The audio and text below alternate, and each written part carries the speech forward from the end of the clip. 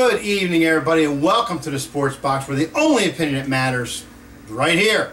I am Mike Aletta, aka Hammonton Mike, bringing you another power-packed, action-packed Sports Box. That's right, you can't get enough of it. You got to keep it going. You got to subscribe. You got to watch what I'm doing. It's the best. All we do is talk sports here, and all that really matters is my opinion. That's it. Let's get to the weekend sports, and we'll get you some picks, okay? Tony Romo's season came to a tragic end this weekend against the Carolina Panthers when he hairline fractured his collarbone. Good news is he will not need surgery. Bad news is Dallas has no shot now of getting anywhere even remotely close to the division. If you would have told me at the beginning of the season that the Giants and Redskins would be battling for this division, I'd say you're out of your mind, but it looks that way. With that, the Eagles take another traumatic step back this week and another horrifying loss in their second straight blowout, giving up 90 points now in 2 games. Some speculate that this could be the end of Chip Kelly. I'm only speculating one thing. Bye-bye Chip, he's off to college again. With USC job out there, the Texas job out there, the Miami job, and possibly the LSU job, there's no way Chip Kelly stays in this situation with ownership that should be really getting on his case right now because this team's going south in a hurry. I think Chip Kelly's going to be out of here after this year. Sorry, Philly fans. Johnny Manziel was demoted to a third-string quarterback this week in the light of Josh McCown and the rookie Adams. I don't really know if it's because Johnny Manziel or McCown's healthy. I think it's just because of 2 reasons. One, because Johnny Manziel, is not that good. He sucks. And number 2 is the DUI issues that he has off the field. Johnny, I tell you to get your act together, but I think it's way too late for that. Johnny Manziel, third-string quarterback for a terrible Cleveland team, by the way. Jahlil Okafor was involved in an incident in a Boston bar Wednesday night after the Sixers became 0-16 after blowing an 11-point lead for the second straight time, by the way. He was involved in a fight. He said the skirmish was over somebody talking to him or making fun of him about the 0-16. Jahlil, I know you're a rookie, and I know you hate being 0-16, but if that's going to get you fired up and cause you to start a fight, I don't think there's going to be any room for you to become a professional in this league. One way I could describe what you did in Boston Bar, idiot. Okay. And lastly, Justin Upton of the Padres said in a statement to the media and to the owners of the Padres is, "Please release me. I want to go to a winner." Well, that's great, Justin, and I understand what you're talking about, but dude, you're a free agent after this year. You should really let your agent take care of this stuff. So you're a free agent, and I don't think you have any chance of signing with the Padres again. So nice job. Let's get to the picks, shall we? For all you big guys out there, degenerates who've been following me, who've been watching me, tracking me, I'm 19-21 right now, 1 game short of the Mendoza line. That's fine for me. When you give out a 10-pack every week, you're just hoping to break even. But I got some more picks for you this week. My 5 college pack this week. I'm going to start off with the Michigan Wolverines at home in the Big House against Ohio State. Okay, yeah, it's Urban Meyer. Yeah, this and that, the big bad Ohio State. But you know what? I don't see a bounce back week after the Michigan State loss. I don't think Ohio State is that good of a team. Defensively, they are a good team, but offensively, I just don't think they're strong enough. I think Michigan comes to play in the Big House. It's a huge game for them, and I think Harbaugh makes a statement. I'll take Michigan taking the point at home. We're going off the board here from Middle Tennessee State. Okay, they're going to play Texas San Antonio, those pesky Roadrunners. Middle Tennessee State's giving 12 points actually on the road at Texas San Antonio. If you've ever watched Texas San Antonio, which I've watched them once, by the way, Texas San Antonio is not a good team. They like to hurry up offense, but they're very mistake-driven. They have a lot of penalties this year. I'll take Middle Tennessee State giving the 12 points this week.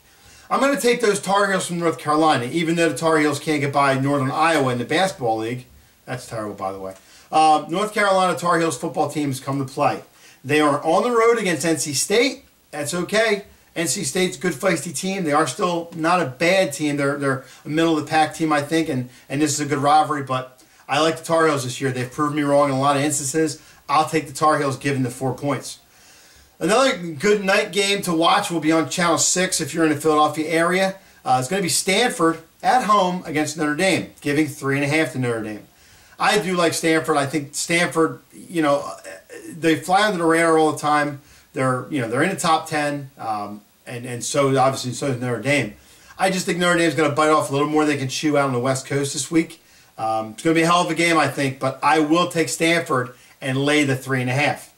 Last game, I'm going to take that Air Force Academy on the road at New Mexico, giving New Mexico 10. Air Force is a solid team. Actually, all the collegiate Army teams, Navy teams, midshipman team, they all have been pretty decent this year, especially Navy. And I think Air Force is a solid team, defensively and offensively. This is not a look-ahead game for them. They play every game to win, to play strong. And the Lobos stink. I'm going to take Air Force and lay the 10. And they're my college picks for you. Let's go over the college real quick for you. I'm going to take Michigan +1 against Ohio State. Middle Tennessee State -12 against Texas San Antonio.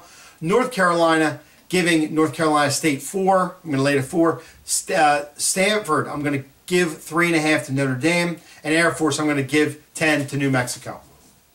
To the pros, I'm going to take those Oakland Raiders on the road in Tennessee. It's a pick 'em. I'm going to take the Raiders. If you've watched the Raiders this year, they're playing a lot better. They're not the Raiders of old.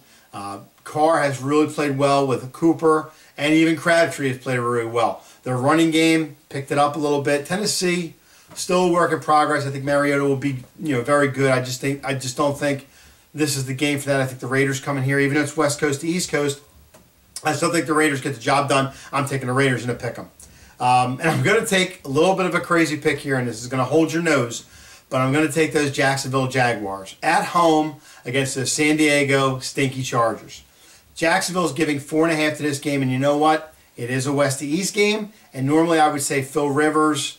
You got Stevie Johnson, you have some, Melvin Gordon, you got a decent team there, Antonio Gates. This San Diego team has just rolled over and died this year. And Jacksonville, you know what? Bortles has gotten better. They do have some weapons there. In all reality, believe it or not, I'm taking the Jacksonville Jaguars, and I'm going to lay the 4.5 to San Diego. This is a game I found really kind of confusing with the line, but I'm going to take advantage of it anyway. I'm going to take Buffalo, getting 7 on the road against Kansas City. Kansas City, big game last week, solid game last week. And Buffalo, Buffalo's getting through a little bit of an injury-ridden season. Getting some players back, Sammy Watkins, McCoy, Taylor seems to be coming around a little bit more. I like Buffalo. I think they can win their game outright. That's right, I said outright. I'm going to take Buffalo +7 over Kansas City. Arizona, what can you say about the Cardinals right now? They're playing phenomenal. Probably if not the best team in the NFC right now. They will be on the road against those San Francisco 49ers. Arizona's giving 11.5, and you know what? I'm not even sweating this game. I'm taking the Cardinals all the way to the bank because San Francisco stinks. Blaine Gabbert stinks. That whole organization stinks out there. They're in just such shambles. And Arizona, solid team. They're just going to go in there and make some noise. I'm taking Arizona and laying the 11.5. And the last pick I'm going to take in the pros is those Seattle Seahawks. At home, playing Pittsburgh. Pittsburgh east to west. Pittsburgh bends a little bit. He's a little bit coming around, getting back from the injury. Pittsburgh's defense is not that good. Seattle hasn't played that solid this year, but you know what? I'm still taking the Seahawks, laying the 3.5 against those Pittsburgh Steelers. Again, my pro picks, I'm going to take Oakland. I'll pick them over Tennessee. Jacksonville laying the 4.5 points over San Diego. Buffalo taking 6 from Kansas City. Arizona -11.5 over San Francisco. And Seattle at home giving 3.5 to Pittsburgh. Well, that's all the time we have this week for the Sports Box. Make sure you subscribe. Remember, subscribe and all it gets you is my updates. It's free. There's no charge at all. Keeps you in touch with what I'm doing. Because remember, at the Sports Box, the only opinion that freaking matters is right here, baby. Get some of these picks. Take them to the bank, baby. Good day tomorrow. Good day in sports. Make sure you're watching. Keep an eye out next week. See ya!